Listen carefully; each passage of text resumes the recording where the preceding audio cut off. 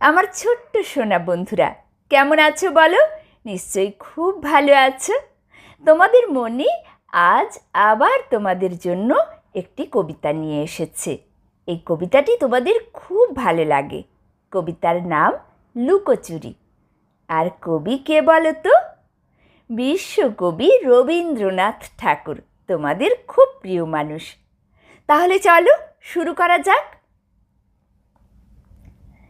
আমি যদি দুষ্টুমি করে চাঁপার গাছে চাঁপা হয়ে ফুটি, ভোরের বেলা মা গো ডালের পরে কচি পাতায় করি লুটোপুটি, তবে তুমি আমার কাছে হারো, তখন কি মা চিনতে আমায় পারো?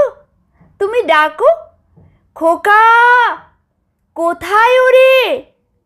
আমি শুধু হাসি চুপটি করে।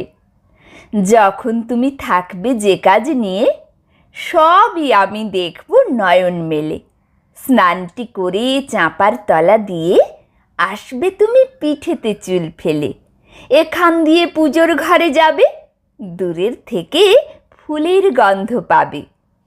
তখন তুমি বুঝতে পারবে না সে তোমার খোকার গায়ের গন্ধ আসে। দুপুরবেলা মহাভারত হাতে বসবে তুমি সবার খাওয়া হলে।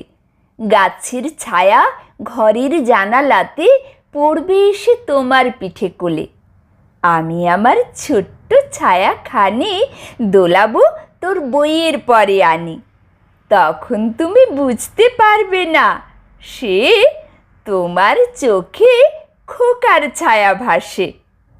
সন্ধ্যাবেলায় প্রদীপখানি হাতে যখন তুমি যাবে গোয়াল ঘরে, তখন আমি ফুলের খেলা খেলে টুপ করে মা পড়ব ভুঁয়ে ঝরে।